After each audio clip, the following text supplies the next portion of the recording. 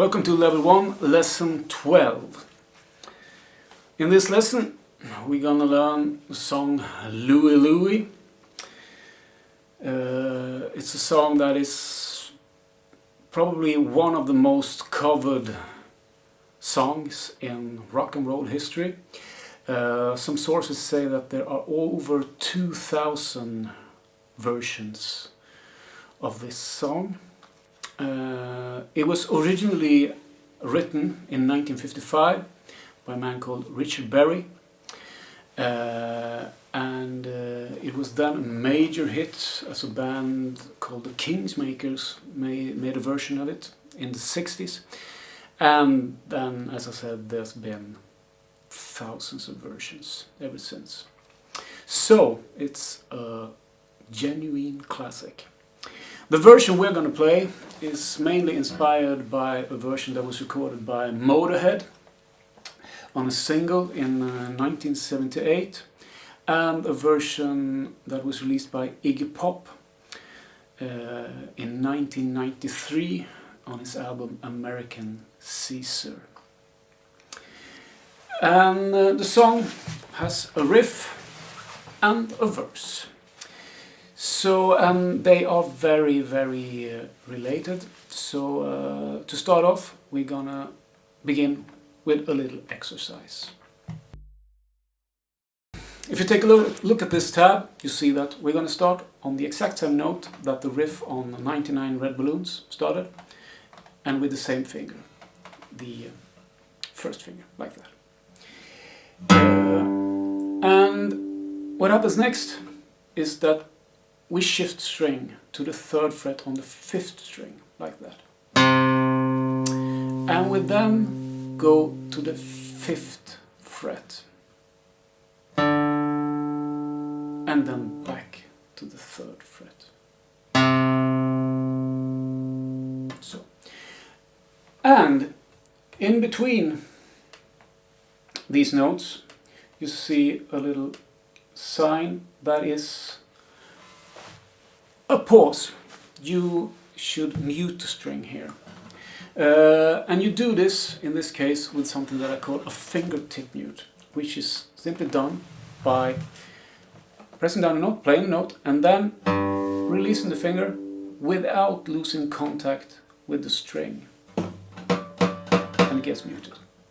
So, but it's very important that you don't lose contact with the string, because otherwise it's going to ring like that.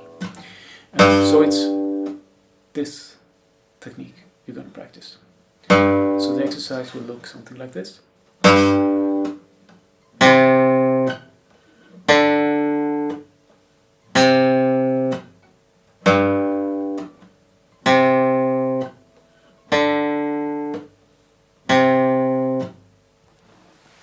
So we're first going to practice this motion in 60 and 90 BPM.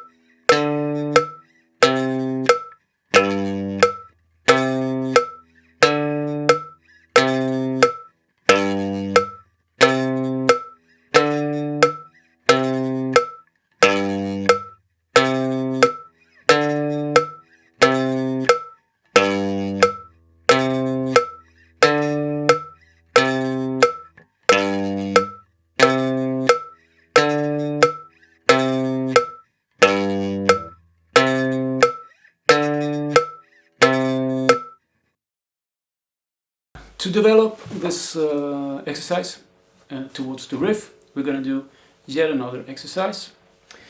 And if you take a look, all you're going to do here is you're going to play with the same notes, but you're going to play it 3 times. 1, 2, 3, 1, 2, 3, 1, 2, 3, 1, 2, 3, like that.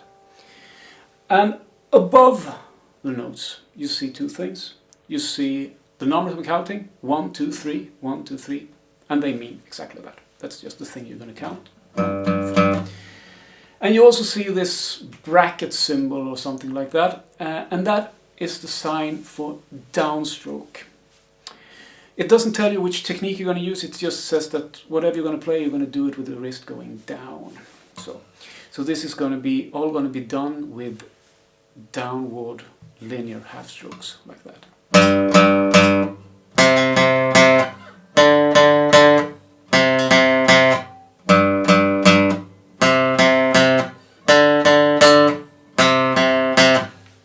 And you're also going to get this exercise in 60 and 90 BPM.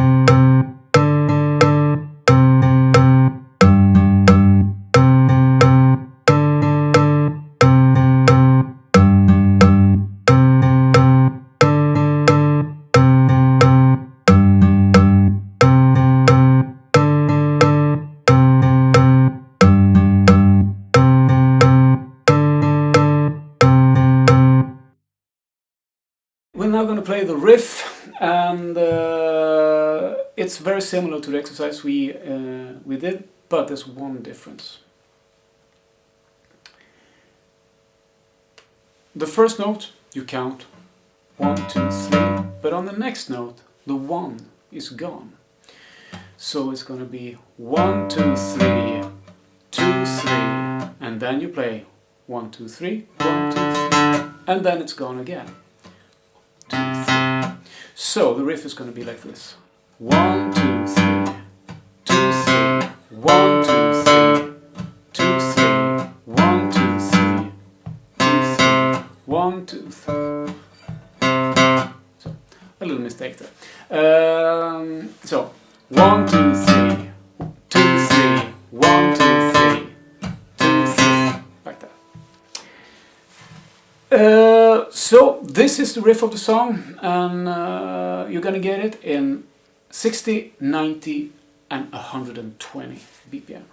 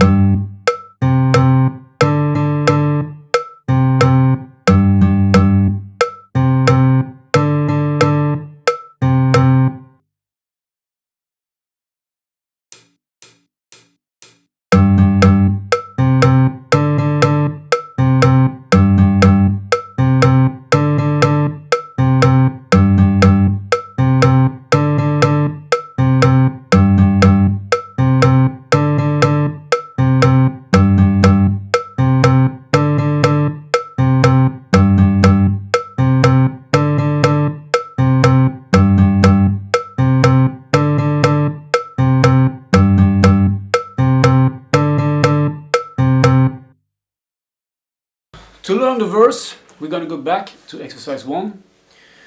What we did there was we played first the 3rd fret on the 6th string, and then next string, like that, and the 5th fret, and the 3rd fret.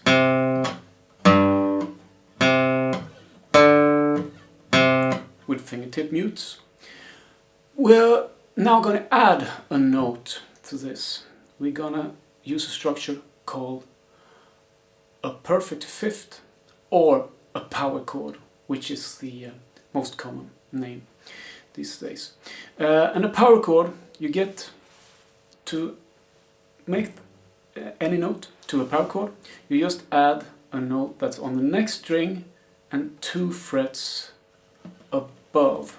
And with above, that's a little bit abstract. We tend to say that if we move from the head towards the body on the neck, we go upwards on the neck. So, hence, the 5th fret will be above the 3rd fret. And so it's the first finger on the 3rd fret of the 6th string, and then you add a note on the next string 2 frets above. So it's the 5th fret of the 5th string. And this is what we call a power chord. For now, it's okay if you use the 4th finger. Usually we play power chords like that with the 3rd finger, but in the start that might be a bit difficult. So you do as you wish, but for now, if you want to use the 4th finger, that's entirely okay. So, and the technique we're going to use here is a balanced half stroke. And that is just the same technique as we used the rotation, the half stroke rotation, but we're going to hit two strings, and it's balanced. We're going to hit them equally hard. So it looks pretty much like the technique we used on the rhythm we've started building from Wish You Were, like that. But you need to be a little bit more firm in the wrist so you don't get any upwards motion. So you make sure that you get through both strings like that. So, and I think don't overthink it. Just try to get through both strings. What if you do it like that, or with the rotation, or whatever? It's more important that you get accustomed to what it's going to sound like. It's going to sound like this. No, it's not going to sound like this. It's going to sound like this. There you go. So we're going to add power chords to each of the 3 notes in exercise 1. So first we play this one. We then move the entire structure down 1 string. And we then move up 2 frets on the same string. And then back down 2 frets to the 3rd fret. And we then go up 1 string again and start from the start. So it's going to sound like this.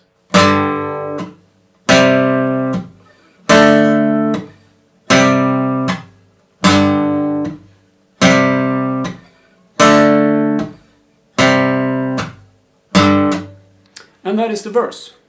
So you practice that in 60, 90 and 120.